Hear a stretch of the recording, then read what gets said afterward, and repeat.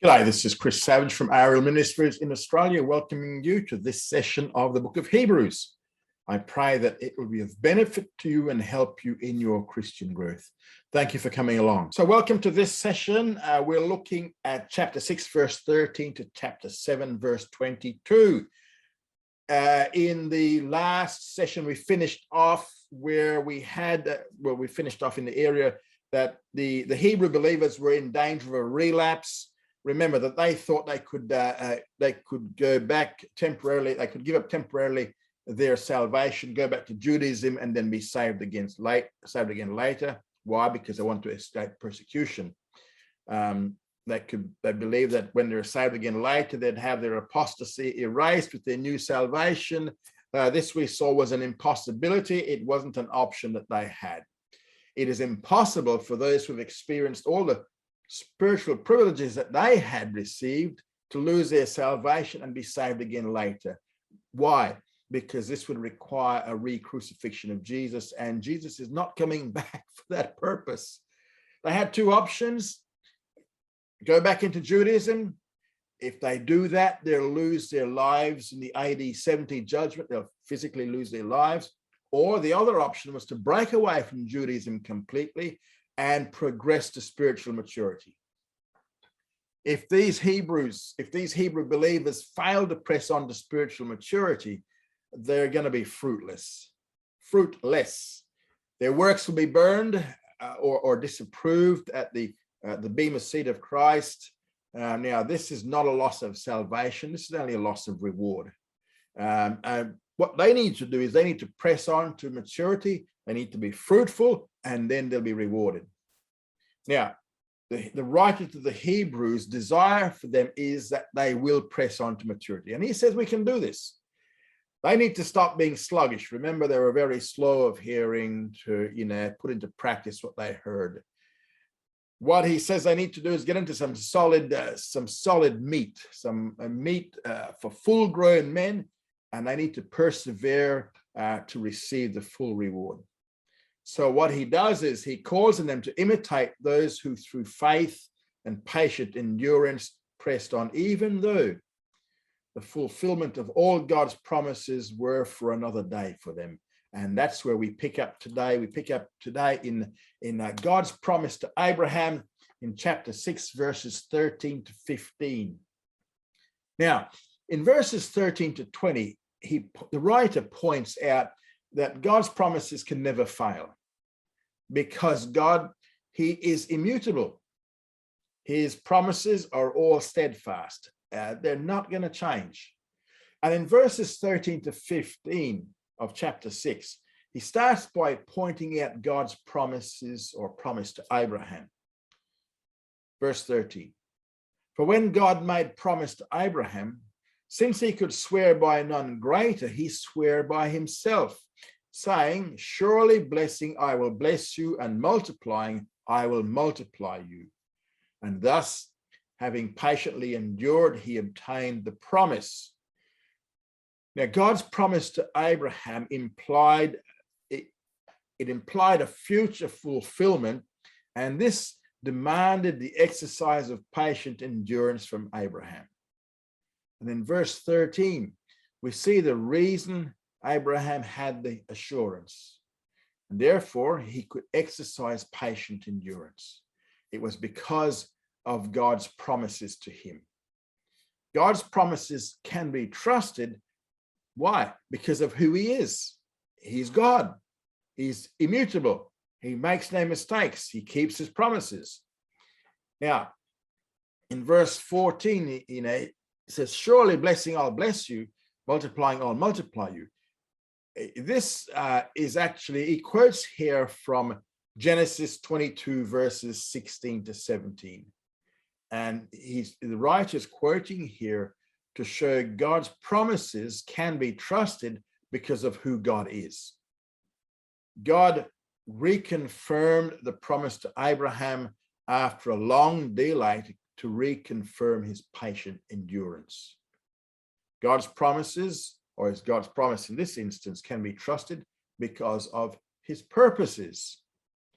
And in verse 15, he summarizes the long wait for Isaac, because remember, God promised that Abraham would have a son, Isaac, and it was through him his seed would continue on.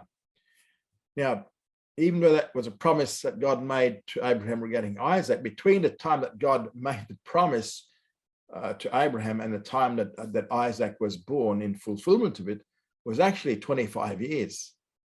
So Abraham waited patiently for the promise to be fulfilled. He exercised 25 years of patient endurance to obtain the promise. Long time. So Abraham, so the writer here is using Abraham as a very good example to the Hebrew believers. What he's saying here is that, while God's promises are not always immediate, one thing for sure is that they are always certain. Whatever he promises, he will bring to pass. It mightn't happen as quickly as we want it, but he will bring it to pass. And then we see in verses 16 to 18, he next points to the unfulfilled promises given to them that need to be waited for in confidence. Verse 16, for men swear by the greater, and in every dispute of theirs, the oath is final for confirmation. Verse 17, wherein God, being minded to show more abundantly unto the heirs of the promise the immutability of his counsel, he interposed with an oath, that by two immutable things, in which it is impossible for God to lie, we may have a strong encouragement, who have fled for refuge to lay hold of the hope set before us. Now, there are certain promises made to believers, and believers need to follow Abraham's example in patient endurance. And in verse 16, he deals with God's affirmation. When God makes a promise, it does two things. First of all, it stops all contradiction and controversy. And second, it establishes that which is a trust. It's going to happen. Now, men swear by something that is greater. And in fact, the Jews used to swear by the altar, by the temple, by heaven, by the earth. And for men, that is supposed to settle the issue. When we swear by that, that settles it. When a man swears by something greater, he pledges himself to fulfill the promise. It is the nature of swearing to appeal to a higher authority. God is the highest authority, so his word in his promises settles and confirms. Now, God made the same affirmation men make, yet God could not appeal to a higher authority because there's nothing higher than or greater than God himself. He's the greatest authority, and his word confirms everything. So there's no argument against his word. In verse 17, though, we see that God made an oath in his own name. Why? Because it's in conformity with the human method. That's what Abraham was accustomed to. And he wanting to show more abundantly to the heirs of the promise. So he's wanting to guarantee to Abraham and his seed that the promises would be fulfilled. Now, that which God promises, he will fulfill, because it says there, his counsel, or the immutability of his counsel. His counsel is immutable, meaning what? It means it's unchangeable. Immutable means unchanging. So his promises are unconditional and eternal. And God interposed with or made an oath when he gave his promise. It means, what that means is that God put an oath between Abraham and himself. He bound Abraham to himself with an oath. He swore by this. Now, the mere promise of God is sufficient, because God gave his immutable word in the promise. He didn't need to give any more, but he chose to give more. As if his word were not enough, he now gave an oath. So God's promise can also be trusted because of his oath. And in the end, in verse 18, there was not just one immutable thing, but two immutable or unchanging things. First was the promise given to Abraham in Genesis 12 was immutable. It was not going to change. When Abraham was 75 years old, God promised him a son. And the promise contained the content of the Abrahamic covenant. Second, the promise with an oath was given in Genesis 17. And this was given when Abraham was 99 years old. The promise and the oath were the unconditional guarantees of the covenant. God did not need to give the oath, but he gave the oath for two reasons. First, it was to show that his promise is immutable because it is impossible for God to lie.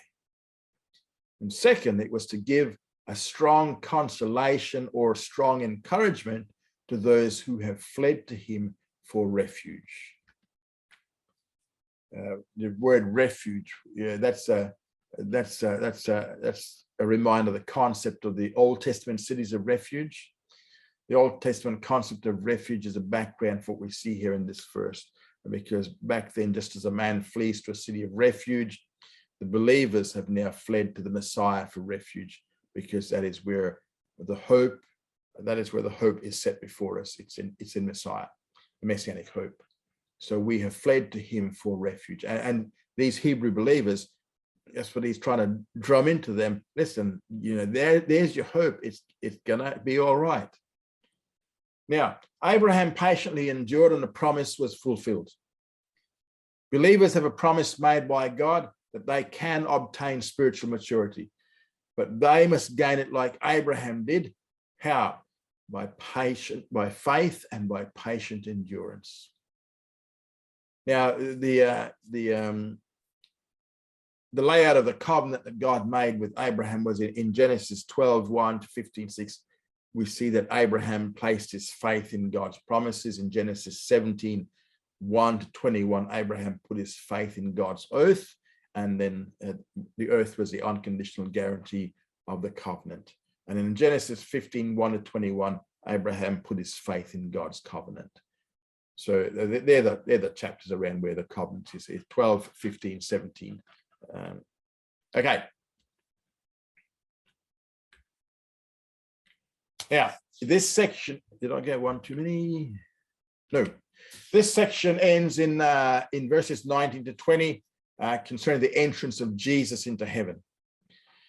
Verse 19 of chapter 6, which we have as an anchor of the soul, a hope both sure and steadfast, and entering into that which is within the veil. Whither the forerunner Jesus entered for us, having become a high priest forever after the order of Melchizedek. Now, how can we as believers be certain that God's promise of attaining spiritual maturity is going to come to pass? We can be certain because the Messiah, Jesus, who is our city of refuge, has already entered into heaven. He is in heaven right now, and that is the basis of the certainty of the promise being achieved, because he's already there ahead of us.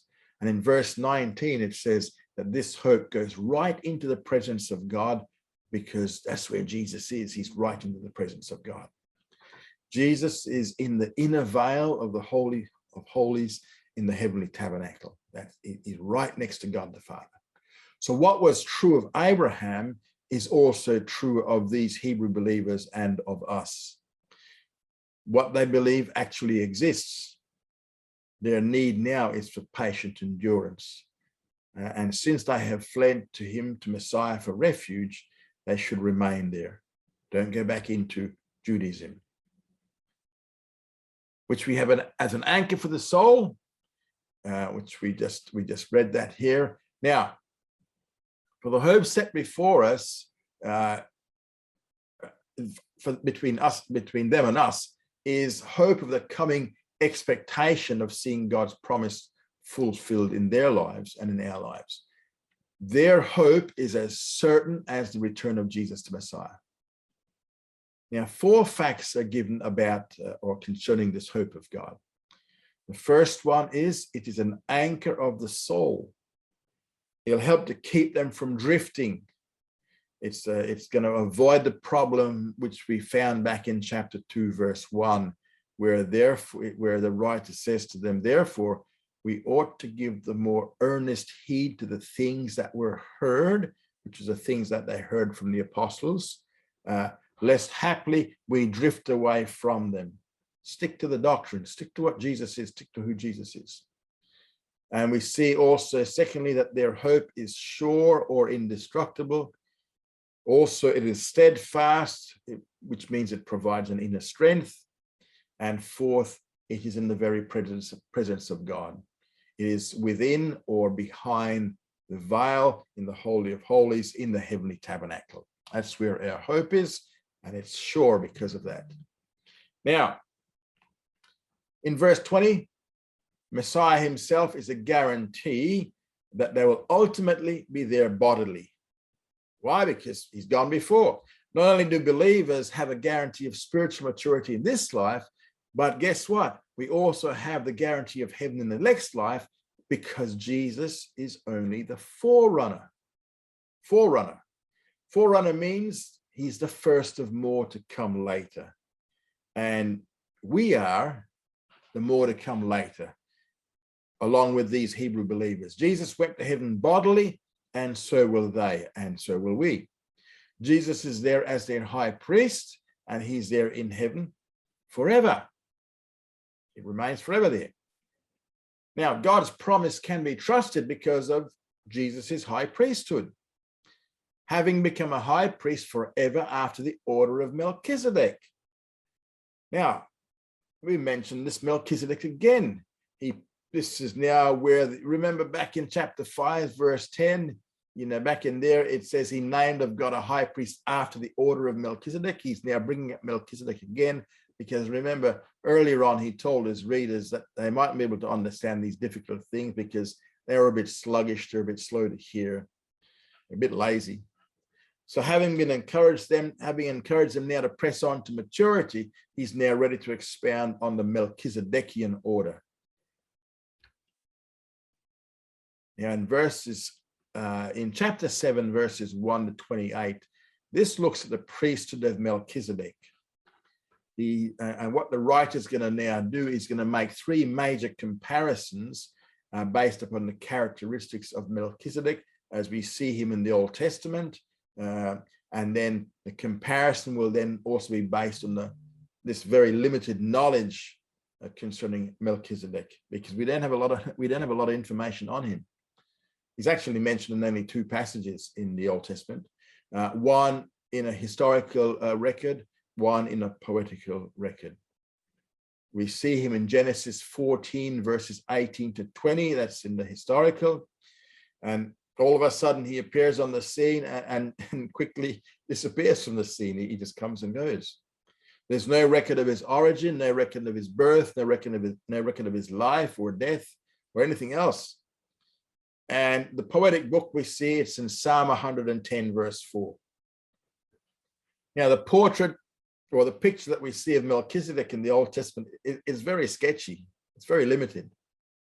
And now, based upon that very limited portrait or picture, the author of Hebrew now makes a number of comparisons. And he's able to make the resemblance very extensive. And he's going to make three comparisons between Jesus and Melchizedek.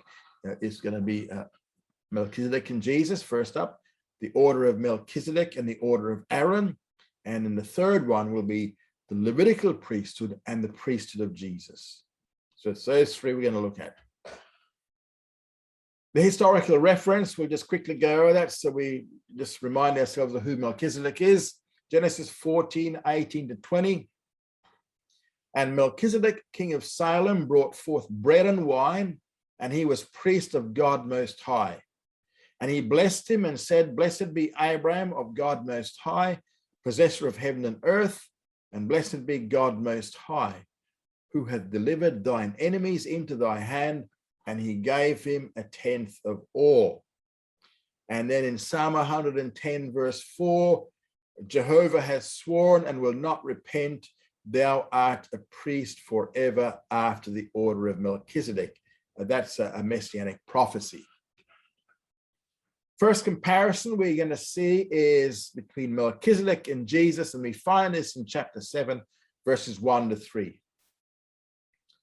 For this Melchizedek, king of Salem, priest of God Most High, who met Abraham returning from the slaughter of the kings and blessed him, to whom also Abraham divided a 10th part of all, being first, by interpretation, king of righteousness, and then also king of Salem, which is king of peace.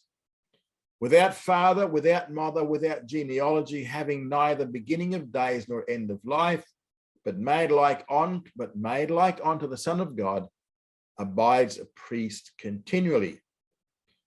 Now, first comparison is Jesus, Melchizedek, and again, this is all we have. This is all we have here in Genesis 14, 18 to 20. The writer now points out 6 similarities.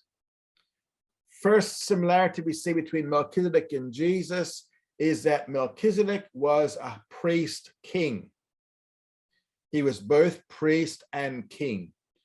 He was a king of Salem, and we see in Psalm 76, verse 2, in Salem also is his tabernacle and his dwelling place in Zion. Now, Salem, Zion, Jerusalem. The last part of his name, Zedek, was a Jebusite dynastic name. Many years later, when Joshua came into the land, he fought against the king of Jerusalem, whose name was Adonai-Zedek. You see it in Joshua 10:1. So Melchizedek's name was a Jebusite dynastic name. Jebusites were a tribe. Not only was he the king of Salem, but he was also the priest of God Most High. Therefore, he was both a king and a priest. Now, his name and title characterized 2 things about his reign. He ruled in righteousness, which is what his name means, and he ruled in peace, which is what Salem means. Now, these 2 characteristics are also mentioned of the future reign of the Messiah, and we find this in Isaiah chapter 9, verses 6 to 7. And I'll just read that for you. For unto us a child is born, unto us a son is given, and the government shall be upon his shoulder, and his name shall be called Wonderful Counselor, Mighty God, Everlasting Father, Prince of Peace. Of the increase of his government and of peace there shall be no end upon the throne of David and upon his kingdom, to establish it and to uphold it with justice and with righteousness from henceforth even forever. The seal or the zeal of Jehovah of hosts will perform this. So the first similarity then is that Melchizedek was both priest or king and priest, as is Jesus the Messiah.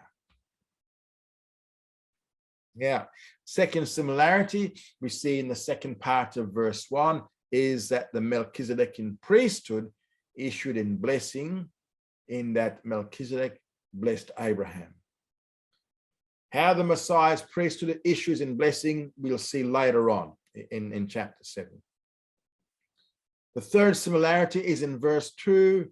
It concerns the giving and the receiving of tithes. The point here is that the giving of tithes was a recognition of superiority. Abraham, by tithing to Melchizedek, was actually recognizing Melchizedek's positional superiority. And it is now at this point that the writer defines the meaning of Melchizedek and the meaning of Salem. Melchizedek means the king of righteousness. Salem means peace. And the fact that Jesus functions as a Melchizedekian priest shows his superiority over any other priesthood. Fourth similarity we see in verse 3, first part of verse 3, is that Melchizedek was an independent high priest, as is Jesus. Melchizedek's priesthood was individual in that when he appeared on the scene, the text states only that he was the priest of the Most High God, without father, without mother, without genealogy. There's no mention of a mother, no mention of a father, no mention of his clan line.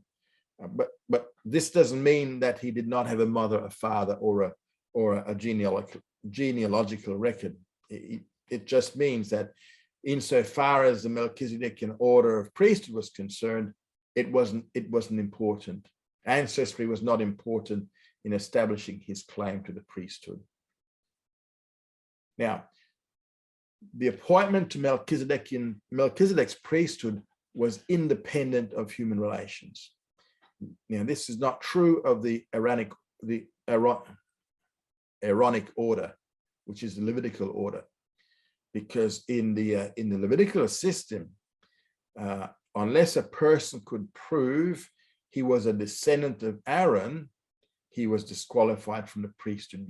You had to prove that you were a descendant from Aaron. And this was stated by the law in Numbers 16 to 17. So you can see with Melchizedekian being a standalone priest, his genealogy didn't matter. Now, when the Jews returned from the Babylonian captivity, many claimed the office of priesthood. Some couldn't prove they were direct descendants of Aaron, and these people were disqualified. And you can check that out in Ezra chapter 2, verses 61 to 63, and Nehemiah chapter 7, 63 to 65. They both say the same thing. Now, for the Levitical priesthood, genealogy was very, very important, but it was not important for the Melchizedekian priesthood.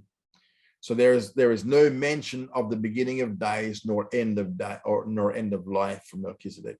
There's no record of the birth or the death of Melchizedek.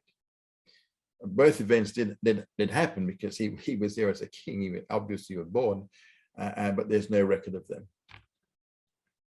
Now, the fifth similarity is in second part of verse 3, having neither beginning of days nor end of life, but made like unto the Son of God, he abideth a priest continually.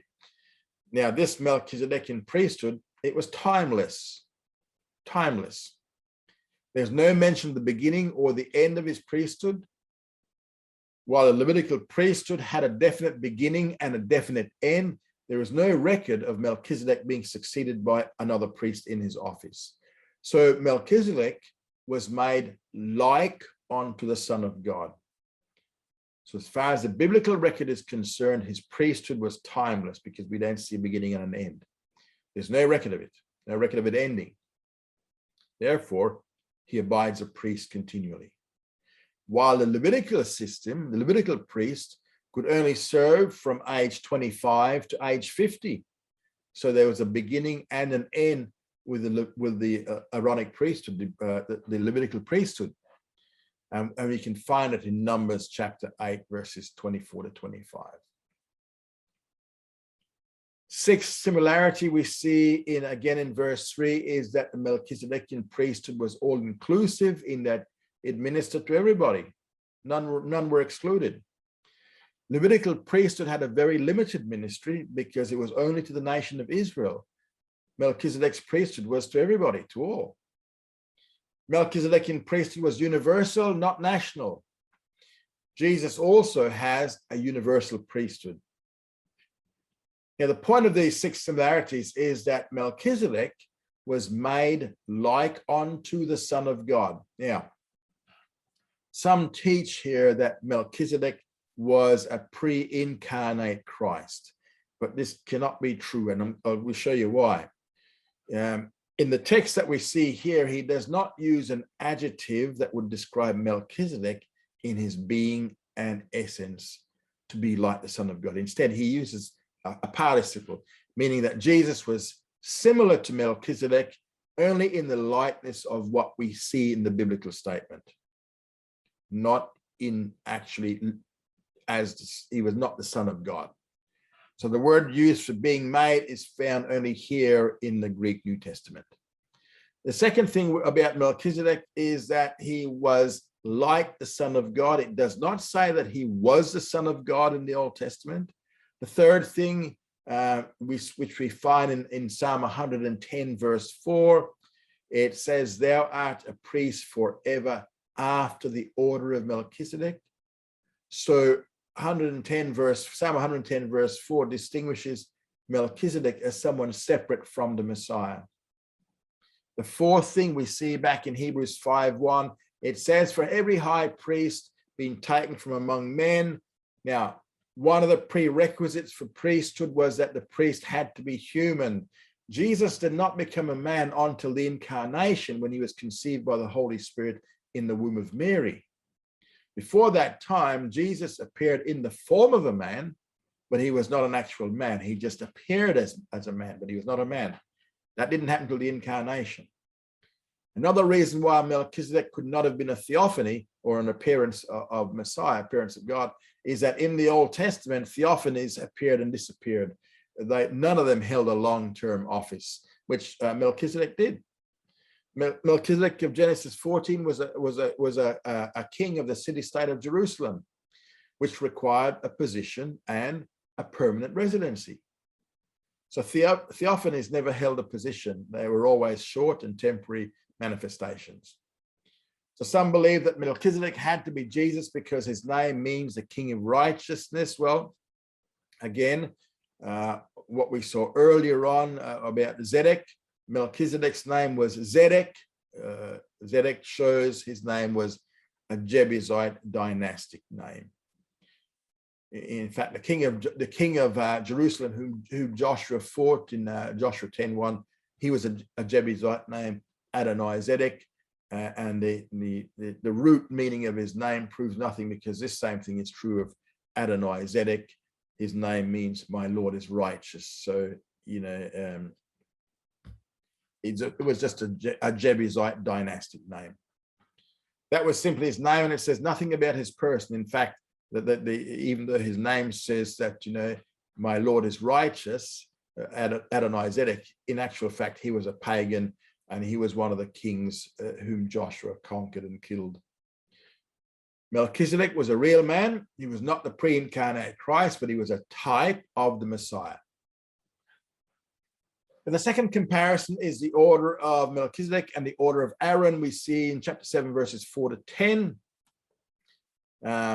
Now, the writer's point here is that the priesthood of Jesus is after the order of Melchizedek, which is superior to the order of Aaron. Verse 4 begins, now consider how great. The Greek word for consider means to have a constant contemplation with insight and discernment. So the readers need to recognize certain historical facts, and then they need to come to some certain theological conclusions about those facts. And here the writer will show the superiority of the Melchizedekian priesthood to the Levitical priesthood in 4 different ways. And again, this goes back to that Genesis 14, 18 to 20 passage. Chapter 7, verse 4. Now consider how great this man was, unto whom Abraham, the patriarch, gave a tenth out of the chief spoils. And they indeed are the sons of Levi that receive the priest's office, have commandment to take tithes of the people according to the law. That is, of their brethren, though these have come out of the loins of Abraham. So the first superiority we see is in verses 4 to 5, is that Melchizedek accepted tithes. In verse 4, he emphasizes again the positional dignity of Melchizedek, because Abraham paid tithes to Melchizedek. Abraham paid the best tithes to Melchizedek. He paid it from the spoils of war. The writer calls Abraham the patriarch, which means he's a dignified person, but yet he is the one who is paying to Melchizedek. The fact that he was a patriarch already put Abraham in a position of superiority. Yet even as a patriarch, Abraham recognized the superiority of Melchizedek, and therefore he paid him a tenth of the spoils of war. Melchizedek was superior. In verse 5, the writer to Hebrews proves the superiority of Melchizedek over the Levitical priesthood in the area of tithing.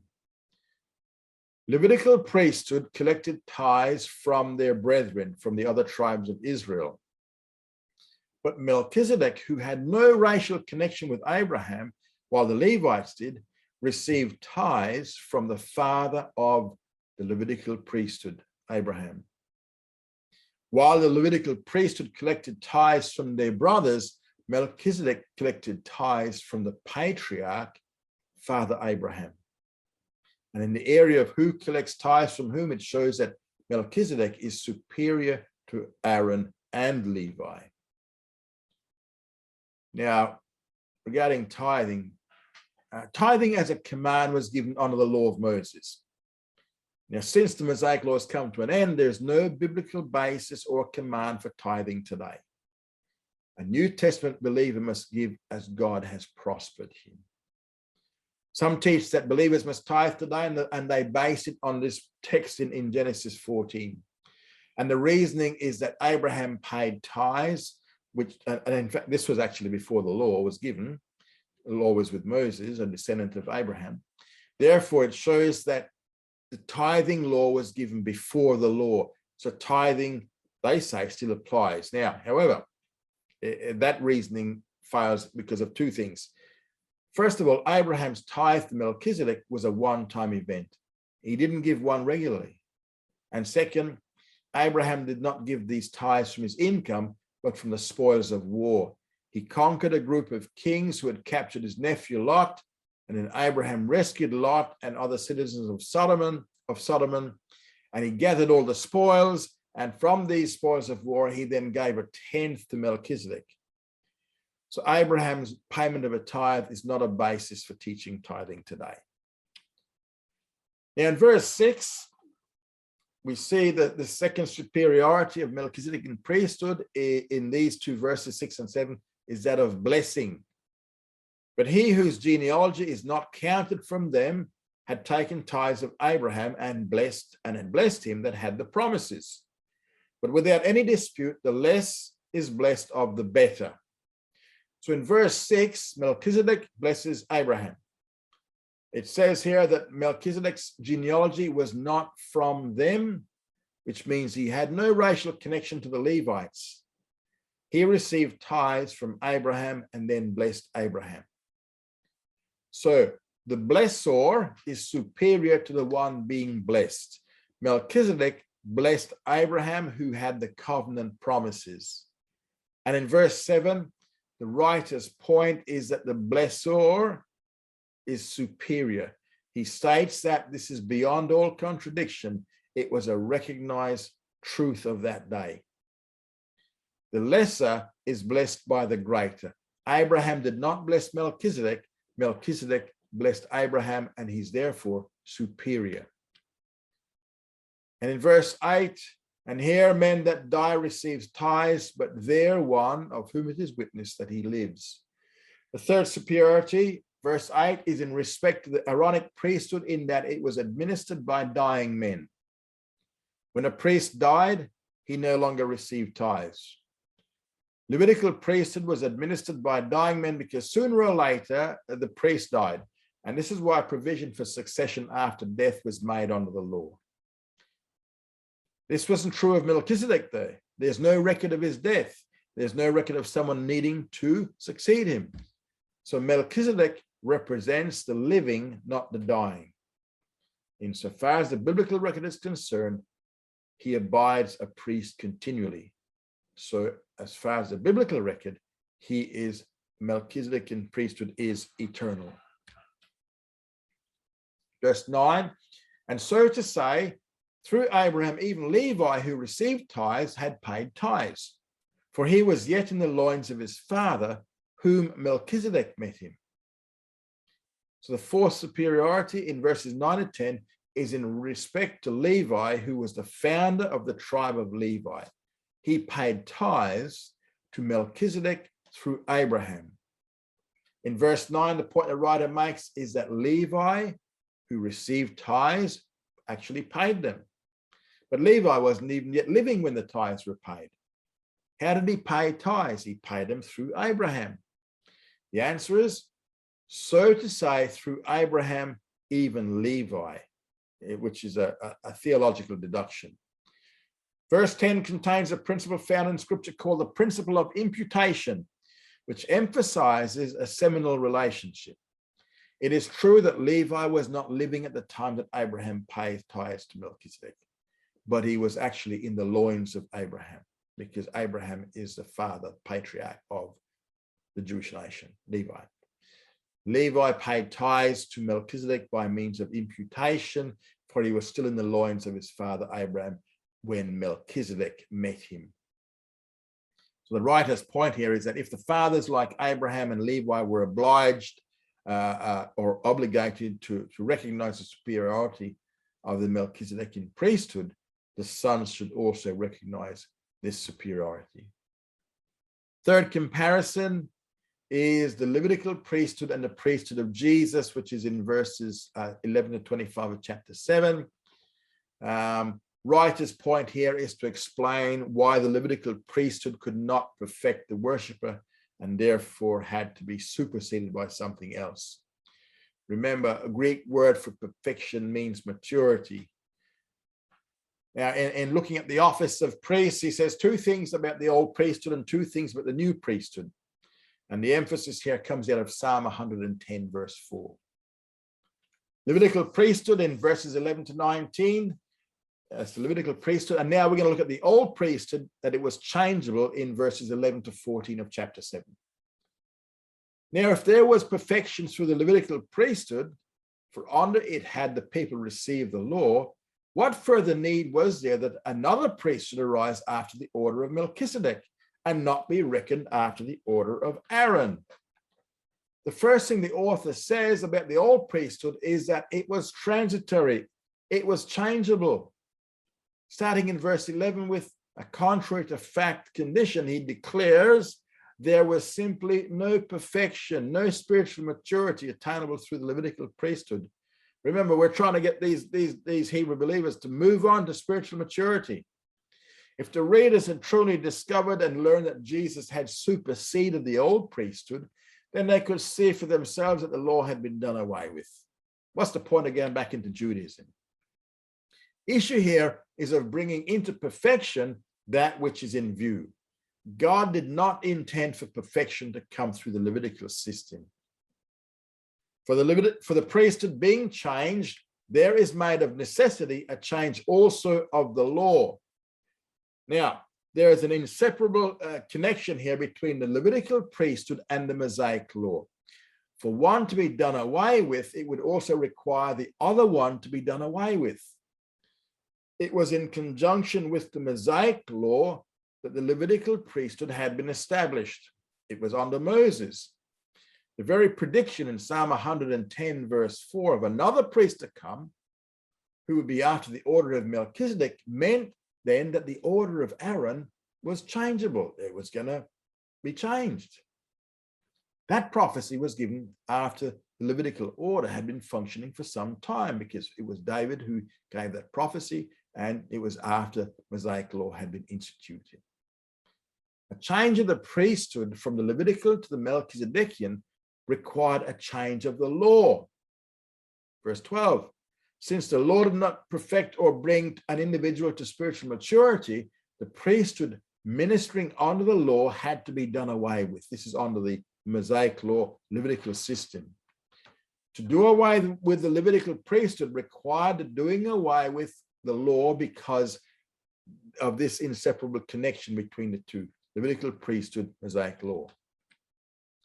Verse 13, for he of whom these things are said belongs to another tribe from which no man had given attendance at the altar. So in verse 13, he again reminds his readers that Psalm 110, verse 4 spoke of a priest from David's line. And this infers that the coming priest will not be of the Aaronic or Levitical order. For he of whom these things are said, talking about Jesus, belongs to another tribe, meaning Judah, from which, the tribe of Judah, no man had given attendance on the altar. According to Mosaic law, only a member of the tribe of Levi could handle the functions of the altar. No other tribe. No one from the tribe of Judah could qualify under the law, under the Mosaic law. Psalm 110 verse 4 was spoken after Levitical system had been established for some time. And for that reason in verse 14, Messiah had to be of a different order than the Levitical order. For it is evident that our Lord had sprung out of Judah. And concerning this tribe, Moses spoke nothing concerning priests. Now, the fact that there was a prediction in Psalm 110, verse 4, that God was going to bring in one more priest after the Melchizedekian order shows that the Levitical priesthood was changeable. The Old Testament priesthood was temporary. We see this in 15 to 19. And what we say is yet more abundantly evident if after the likeness of Melchizedek there arises another priest. That's verse 15. So here the author teaches that if there was to be another priest after the order of Melchizedek, then it would show that the old Levitical priesthood was temporary. Of the two Greek words here for another, this Greek word another priest means another of a different kind and not another of the same kind. It's not another Levitical priest, but it's another priest of a different kind. A priest of a different order than the Levitical order. And he states that this is evident. It's evident by what he spelled out in the preceding verses. Now, verse 16, who had been made, not after the law of a carnal commandment, but after the power of an endless life. So now he draws a contrast between the old and the new. The old was based on the law, Mosaic law, and it was outward conformity. The new is based upon inward power, and it's inward. Old system meant that a priest was old system meant that a man was a priest only because his father was a priest, but it's different with this new system. This one had been made, and using the Greek perfect tense, which emphasizes it's an abiding nature. He has been made a priest and continues to be a priest. This is Jesus we're talking about. The basis of his priesthood was not according to the law of a carnal commandment. And the word carnal means, it's a Greek word that means flesh, fleshly. So the law dealing with the Levitical system was fleshly. Why? Because it was based upon human birthright, human descendancy. One was a priest only because his father was a priest. And this resulted in some very unholy priests in Jewish history. In the case of Jesus, though, it's different.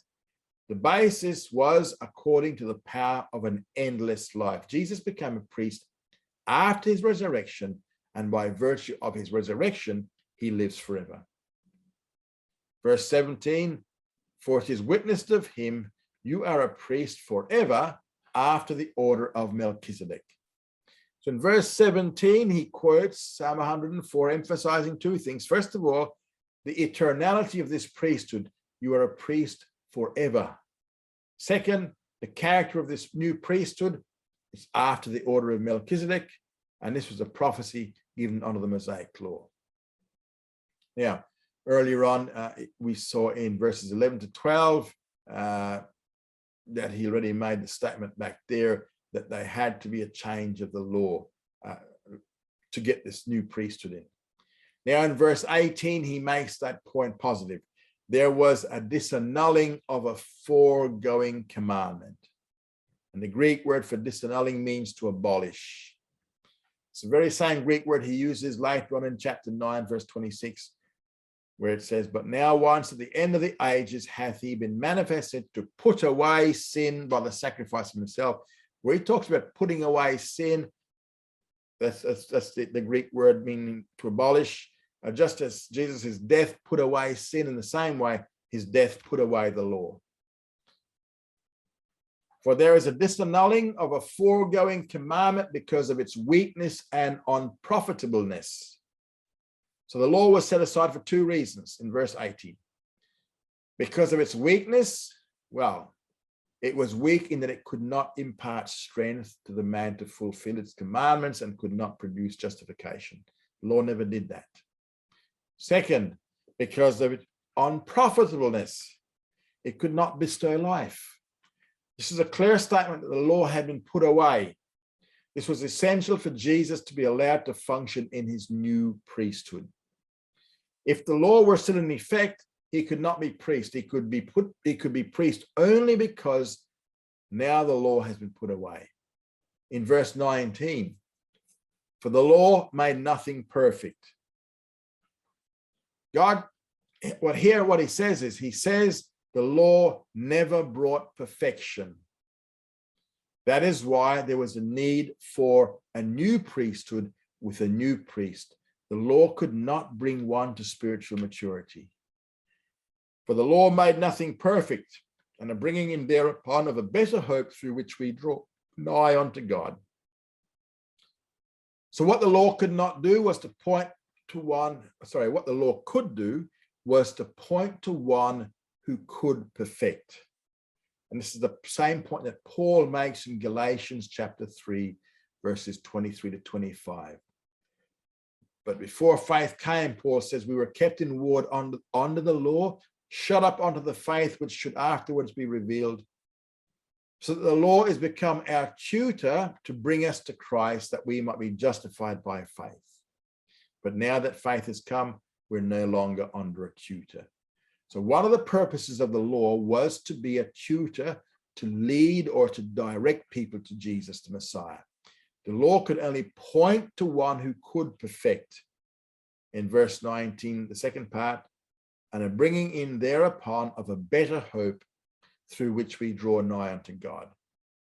And so he brings us to a better hope, the new high priest. And finally, the result of the new priest ministry is access. Because of his priesthood, we all now have access to God's presence.